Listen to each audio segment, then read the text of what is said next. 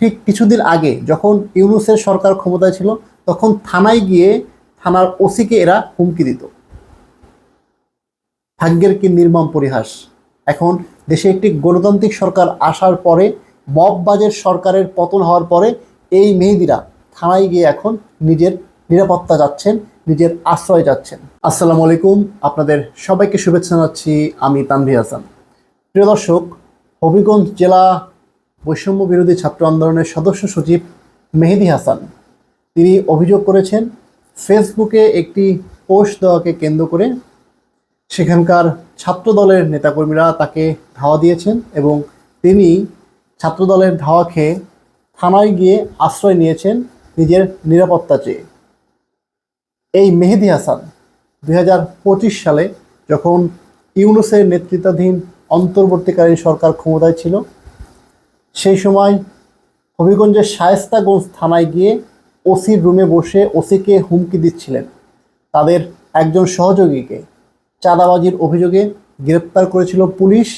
তাকে ছাড়িয়ে আনতে এই মেহেদীর নেতৃত্বে একদল যুবক তারা থানায় গিয়েছিলেন। থানায় গিয়ে পুলিশকে হুমকি দিচ্ছিলেন, পুলিশের ওসিকে, সেই থানার ওসিকে হুমকি দিচ্ছিলেন যে আমরা 2024 সালে থানা পুড়িয়ে দিয়েছি, এসআই সন্তোষ শর্মাকে হত্যা করেছি, এই বলে আপনারা আমাদের কাছে আসলে কিছু নয়। পরবর্তীতে তারা যে যুবককে ছাড়িয়ে আনতে থানায় গিয়েছিল তাকে ছেড়ে দেওয়া হয়, কিন্তু তার যে ভিডিও ফুটেজ পুলিশকে হুমকি দেওয়ার সেটি ভাইরাল হয়ে গেলে পুলিশ পরের দিন তাকে গ্রেপ্তার করে। যদিও সরকারের হস্তক্ষেপ এবং বৈষম্য বিরোধী ছাত্র আন্দোলনের হস্তক্ষেপে একদিনের মাথায় তাকে জামিন করিয়ে ছেড়ে দেওয়া হয়।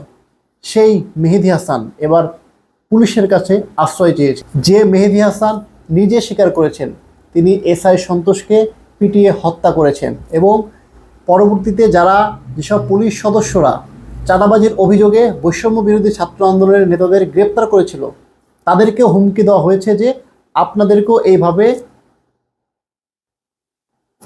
আক্রমণ করা হতে পারে। ঠিক কিছুদিন পরে, 6-7 মাস পরে সেই পুলিশের কাছে গিয়েই এই মেহেদী হাসানকে আশ্রয় নিতে হলো। তবে ছাত্রদলের পক্ষ থেকে জানানো হয়েছে যে এ ধরনের কোনো ঘটনা ঘটেনি, মেহেদী হাসানকে তারা কোনো ধরনের আক্রমণ করেনি। মেহেদী নিজের গুরুত্ব বাড়াতে এই ধরনের নাটক করছে বলে ছাত্রদল অভিযোগ করছে। অন্যদিকে হবিগঞ্জ পুলিশ বলছে যে তারা এই ধরনের কোনো ঘটনা সত্যতা পাননি, অর্থাৎ মেহেদী নিজের গুরুত্ব বাড়ানোর জন্য এই ধরনের কর্মকাণ্ড করছে বলে অভিযোগ উঠছে। আমি মেহেদীর সেই ভিডিওটি দেখছিলাম, সেখানে সে লাইভে বলছিল যে আমাকে আক্রমণ করেছে, আমাকে মারছে। সে একটি রিকশায় চড়েছে এবং তার পাশে আরেকজন ছিল, তাকে বলছে যে আমাকে আক্রমণ করেছে। রিকশাওয়ালাকে বলছে, রিকশা মামা আপনি জোরে চালান, আরও দ্রুত যান। তবে তাকে যে আক্রমণ করেছে, পিছন থেকে কারা আসছে, তাকে নাকি ধাওয়া দিয়েছে, সে ধরনের কোনো ভিডিও সে লাইভে দেখায়নি। পরবর্তীতে সে পিছনের দিকে ক্যামেরা একবার ঘোরালেও পিছনে সেই রকম কাউকে দেখা যায়নি। এরা নিজেদের গুরুত্ব বাড়ানোর জন্য থানায় যাচ্ছে।